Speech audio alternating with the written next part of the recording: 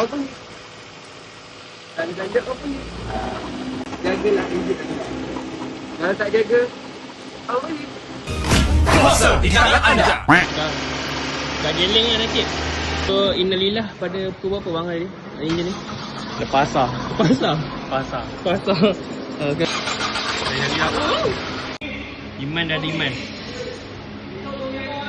Alhamdulillah. Kita ni kata buat apa benda lagi? Dia tu pecah. Jadi tu pecah. Lepas tu nak selamatkan enjin lah gunanya. Ingat ini boleh selamat lagi.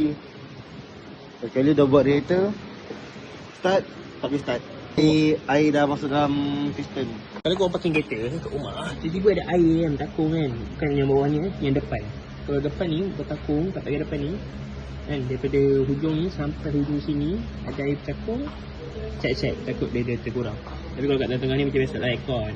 Lepas tu setiap kali nak jalan jauh ataupun dalam sebulan sekali, cek lah air radiator kurang. Macam nak cek air radiator? Cik dah radiator kat mana ni radiator? Cek kau punya spare tank, tengok sekali air wiper. So, panas.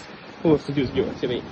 Hampir semualah kau cek sistem kita kurang. Macam kau belajar JPJ tu, kau ingat tak? Kau cek minyak hitam, kau cek air radiator. Benda yang sama, konsep menjaga kereta. Ni, minyak brake. Kena cek juga. Nampak minyak kat sini.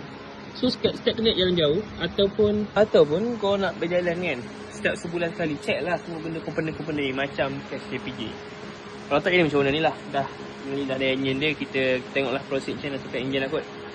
Kita tunggu owner punya jawapan. Itu je. Kalau korang suka video macam ni ataupun korang ada hadapi situasi macam ni, jangan lupa save kita punya video. Dan mana yang belum follow kita lagi, boleh follow dan like sekali, share sekali. Jumpa lagi next video. Bye-bye. Assalamualaikum. Tumpah. Oh yalah, Iman tengah servis. Servis kat sini pakai lagi ni. Okay, dengan pesawai bye-bye. Tumpah.